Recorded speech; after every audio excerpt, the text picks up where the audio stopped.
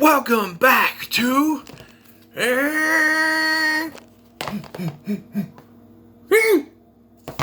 Kaijuly, where we are taking a look at Godzilla, or King Kong versus Godzilla from 1962. I don't have a King Kong, so my buddy Zip here will have to do.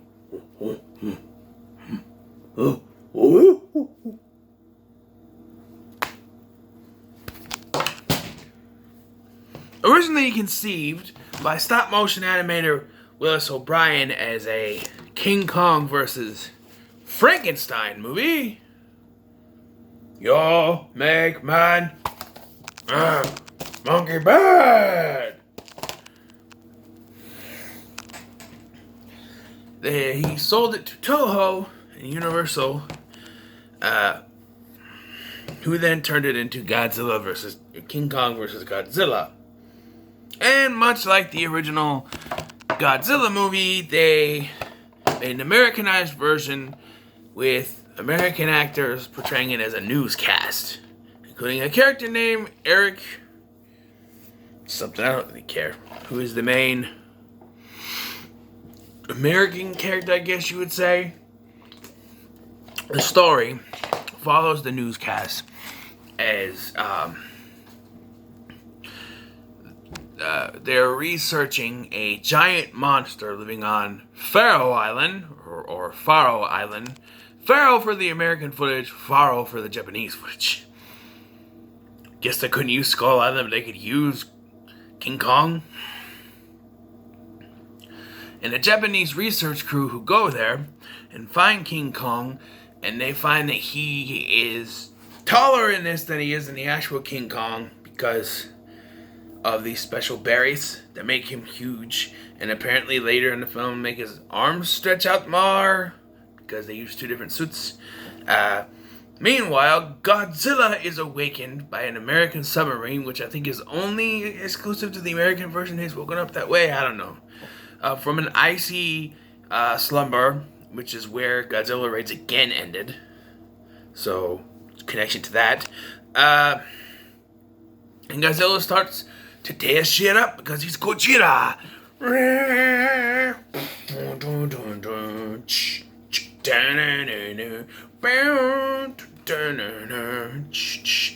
So the scientists, they try to communicate with the natives on the island, and the natives are, let's just say if they did this now, the natives will get cancelled. We'll just say. And they try to communicate them and help them out by showing them a Japanese radio and then cigarettes. Because it's 1962 and we don't give a fuck. We even give it to little children. Okay, they're smoking, the line says.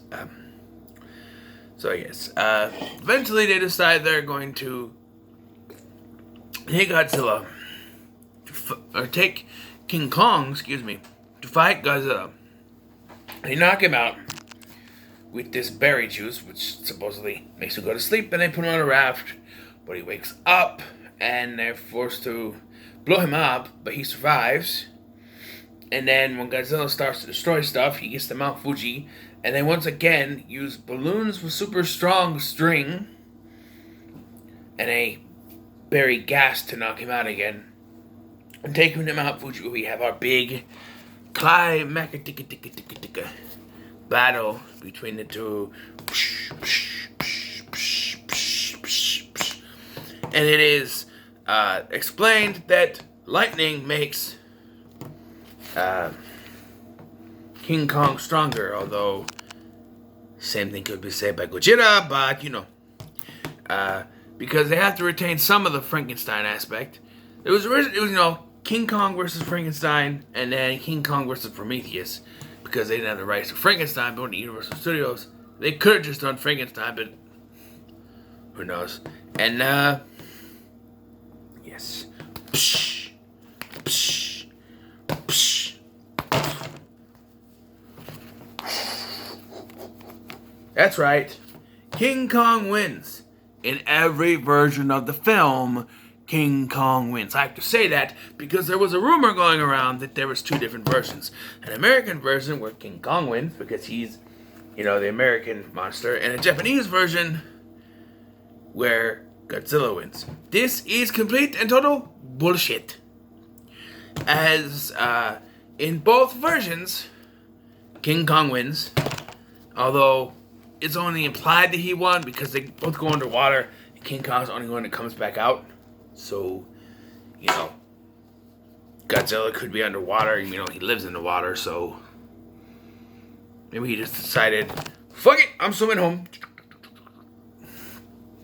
Who knows? But, this is the most colorful of my reviews so far, with the demonstrations and stuff. The stuff with the humans, I don't get how people criticize, yes, it's an Americanized version, so there's a lot of human stuff, and they criticize. And I guess I can't really, complain, but, the first 3 of these that I've watched so far, the monsters don't show up till partway through the film. So I don't get how the new Godzilla movies, the monster didn't show up, there's not enough fighting, there's not enough monsters. Look at the originals. At least these 3. I have a feeling my next one won't have that problem.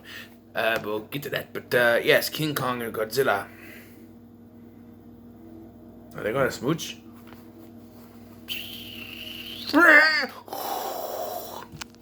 Yes, he has his fire breath. But, yes. The American footage is basically just a news broadcast, which pads the runtime, I guess. Then, yes, they did take off some Japanese footage. I don't know what that is, but, but overall, it's a fun little movie. I think it's the one I enjoyed the most so far out of these kaiju films that I've done. So that's saying something, that I could enjoy that. So, yeah, I do recommend this movie. It's fun. The American scenes go too much. Every time we come back to the American guy, this Eric guy, he's pointing at a map for some reason, trying to show the American people, trying to explain what's going on, I guess. I do think, and this might be controversial, but I do think that it fits in better than the Steve Martin stuff in the first one. Just saying. But yeah, so there you go. King Kong vs. Godzilla. Pretty good film. Next, Godzilla will be back without King Kong, so whoa! Try to do a Wilhelm stream. But he won't be alone because he'll have King Ghidorah, possibly Mothra, Rodan, Anguirus, and a bunch of other ones in Destroy All Monsters. That'll be the next one. Till then, make sure to like, share, and subscribe. Thank you for watching. I've been Scotty. This is Godzilla. That's King Kong, sort of. And Batman is always watching. Thank you for watching. I'll see you in the next one.